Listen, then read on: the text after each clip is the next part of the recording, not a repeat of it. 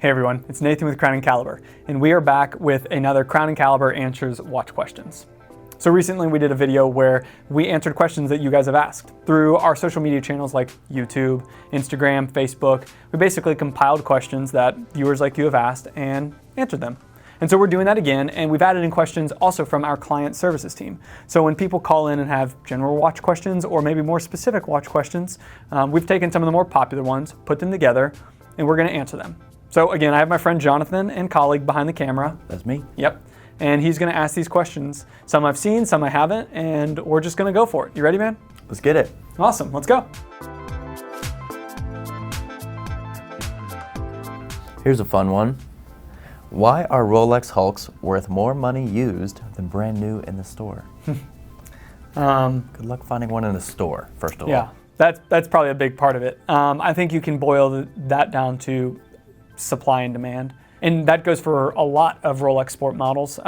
Daytona, like we talked about earlier, GMT Master 2. And then I think the reason the Hulk is because it is considered, a more limited Submariner because of its green bezel and green dial. But ultimately, it's demand. It's hard to get one brand new, and thus in the pre-owned market, they can sell for more. I think, and I've heard people speculate that Rolex produces less watches to drive up demand. I don't believe that. I think that because Rolex is not seeing directly the additional cost in the pre-owned market, and they've done a lot to try and limit the higher resale, I think they're producing as many watches as they can, and the demand is just so high because it is a brand that has such great recognition that people want them. And to further that point, you can look at other brands. We'll take Omega, for example. When they have limited editions, actual numbered editions, we do often see that the demand outpaces that supply, and they can sell above retail in the pre-owned market. So I think it really comes down to that idea of supply versus demand. And when a watch is difficult to find brand new because the demand is so high, you're gonna see higher prices in the pre-owned market. Yeah. I will say, it is definitely alarming when, maybe you go to a site like Crown & Caliber and you get on there and you're like, wait, I was just on Rolex.com and this watch retails for blank, but it's selling for that much more used? Like, I don't get it. And so that can be an alarming realization. And I mean, it's what the market demands because people want them that much. It's crazy. They do. It is kind of ridiculous. Quite. Back to kind of a care and refinishing question. How do you clean a dress watch, parentheses, precious metal, on a leather strap? That's a great question. In our last Crown & Caliber Answers Watch Questions, we talked about cleaning a watch. We have a video about cleaning a watch, but I think it's pretty similar. I think first and foremost, you need to remove any straps. Leather straps and moisture, water traditionally don't mix. So I think first and foremost, you remove that strap. If it is precious metal, we're kind of making some assumptions, it probably doesn't have a water resistance. So I think you need to be very careful when cleaning with water. I think take a soft bristled toothbrush and a small bowl of warm water, and then have your watch on a soft cloth, strap removed, and just dip the bristles in the warm water, and you can use that to kind of clean in between the lugs. That's probably really the only place you're really going to need to clean. That there could be some gunk or grime or wrist cheese, as it's called. Gross. And then I think also taking Q-tips. Dry Q-tips can work really well in kind of cleaning in those lugs, also maybe any areas on the case back, anything that's remaining that you want to remove. And then I think when it comes to the strap, just wipe it down. It's already going to have enough oils from your skin that it doesn't need water or any kind of conditioning. I think you just make sure it's clean, but I think most importantly, remove that before you clean the case. But I don't think you really have to do that much different between precious metal and stainless steel because a soft bristled toothbrush isn't going to damage a precious metal watch. The more you know. There you go. All right, moving right along. Can you explain how water resistance relates to watches? I think first kind of addressing what water resistance in watches means and what it doesn't mean. Water resistance does not mean waterproof. Sometimes in marketing material for a company, you'll see waterproof up to, and it will have a depth rating. And I think that is candidly somewhat misleading, but it's not waterproof. So what water resistance refers to and how it is tested by watch companies, it is tested with pressure. It is tested in a very static environment, and what they're doing is they're saying, hey, we're going to test this watch at this pressure. Now this given pressure is what would be mimicked at this depth in water. And so you can see how they can back into saying water resistant up to 100 meters. You don't have some Swiss dude jumping down in the water to 100 meters and being like, no, they're using a static environment to test that. That being said, if a watch is rated to 100 meters, it's rated to 100 meters. They've tested it, and they've probably tested above that pressure to make sure that it meets those standards. What I think the takeaway from that should be is when you're looking at watches that are maybe 30 meters or 50 meters, because those are static and those don't necessarily have a completely sealed case. Those probably don't have a screw down crown. And so what happens is you have a watch that's maybe rated for, I've even seen some chronographs rated for 100 meters and the pushers are not screw down pushers, and you go in, dive into a pool, and all of a sudden the pressure that hits that chronograph pusher as your hands break the water exceeds the pressure that would be at 100 meters.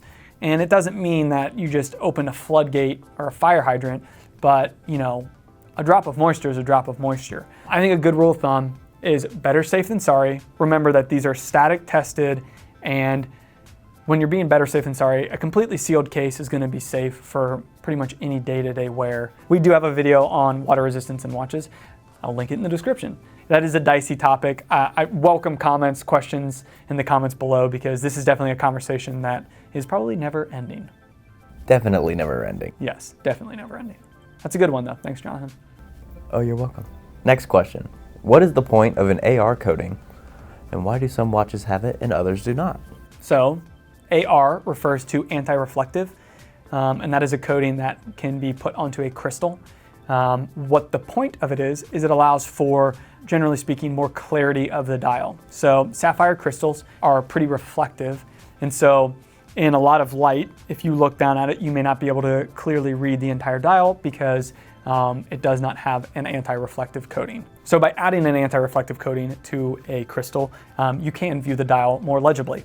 Now, that is the big positive of it. Some of the negatives are anti-reflective coatings can be scratched. So if your dial has an anti-reflective coating, what is worse than maybe not being able to read it in an instant is all the time there being a deformity on the crystal because it has been scratched. Another point is anti-reflective coatings come with kind of a purplish or bluish hue. So what that means is black dials can sometimes be perceived as a navy, a silver or a white dial can kind of just have somewhat of a tint to it, and that's minor. So it may not be a big deal to some people, but it could be. But ultimately, that hue that an anti-reflective coating has is definitely a consequence of having it. A lot of companies put the anti-reflective coating on the underside of the crystal to definitely prevent some of the scratching on the top. And that is definitely a way in which you can make it more durable, but is not impervious to potential scratches, whether it's in servicing or what have you. So Rolex, for example, the only place that you can find anti-reflective coatings is actually under the Cyclops. So it's literally sandwiched between the Cyclops and the crystal. And that is something that cannot be scratched. Even that though, there have been some defects in those becoming hazy, maybe because of the adhesive. So Rolex is a company that generally doesn't have an anti-reflective coating, and when they do have them, there are still some issues with it potentially ending up less than 100% clear. So anti-reflective coatings, good in some instances, less good in others. There you go. All right, this kind of comes back to a question we had earlier. Can you explain watch case size? So case size, generally speaking, case size is the measurement of the watch case. We're talking about just traditional round cases from kind of that 9 o'clock to 3 o'clock, the horizontal diameter of the watch case, excluding the crown. And I mentioned round watches because that's the same measurement used on rectangular watches, square watches, but most notably in a round watch, that measurement is going to be the same if you rotate it vertically, minus the lugs, of course. But that is a great place to start. If you know that, hey, my current watch is a 36 millimeter, I like it, chances are I'm probably not going to like a 46 millimeter. And so it's a good place to start. But other measurements worth thinking about is the lug measurement, sometimes referred to as the height.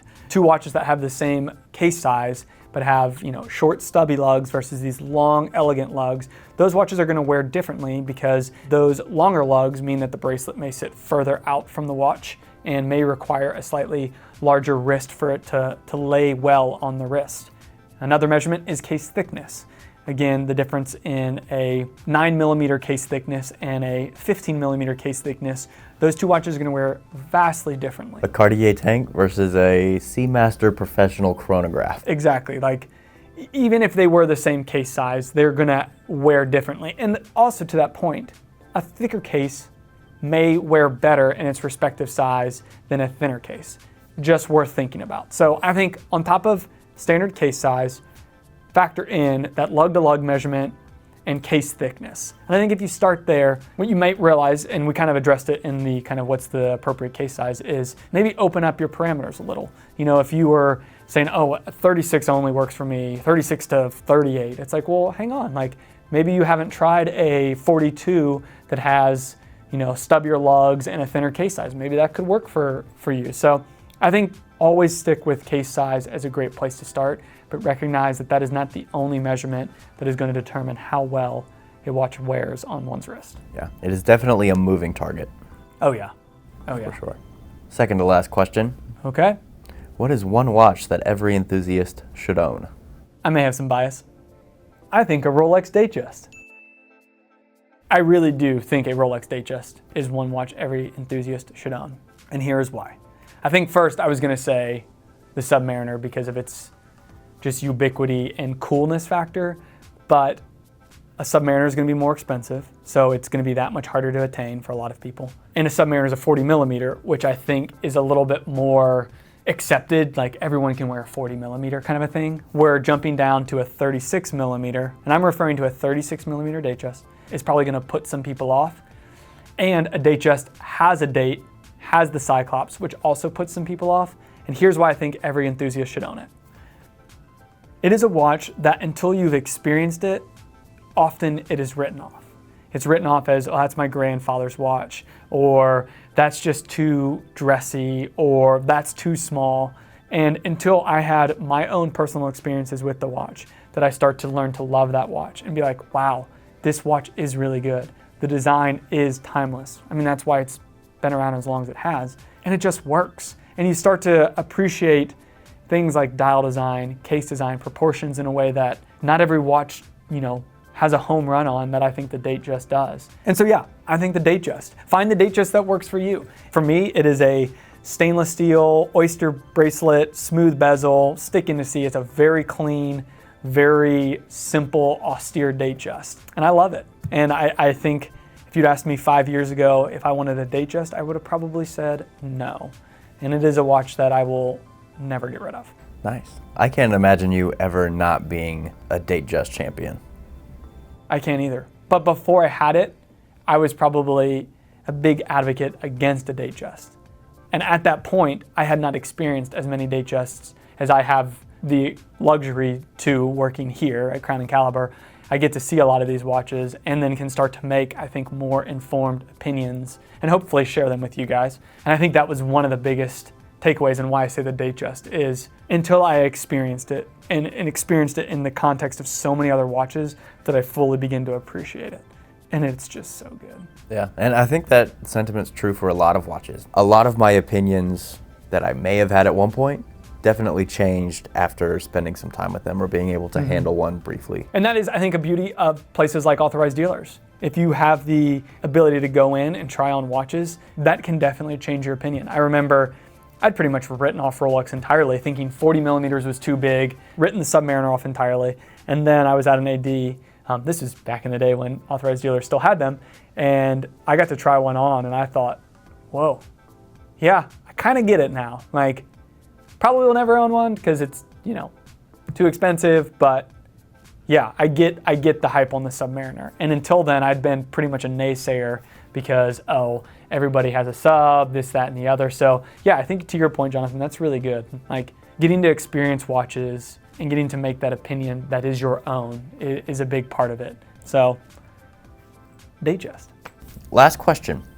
What is your favorite military-inspired field watch under $1,000? I would say the Hamilton Khaki. And I would say that for a few reasons. A, they can be had for much less than $1,000. I think the military inspired, it checks a lot of those boxes of a field watch. It's a more slender case. It has a readily legible dial. It's pretty clean and classic. It's going to come on a strap. And I think another reason I really like the Hamilton Khaki is it can be had in a lot of different sizes too.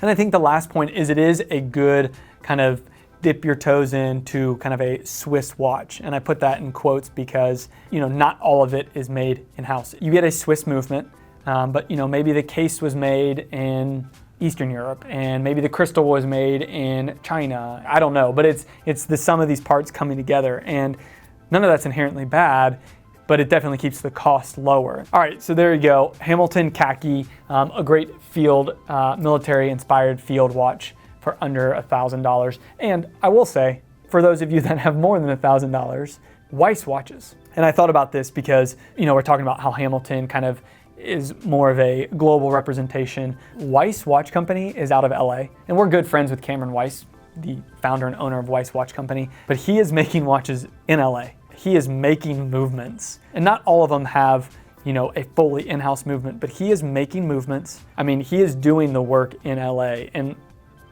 early on, he was hand painting dials, Cameron himself. So if you want something that's maybe a little bit more niche than, say, a Hamilton, go and check out Weiss watches. They're a little bit more. They're going to be above that $1,000 price point, but they are exceptional watches.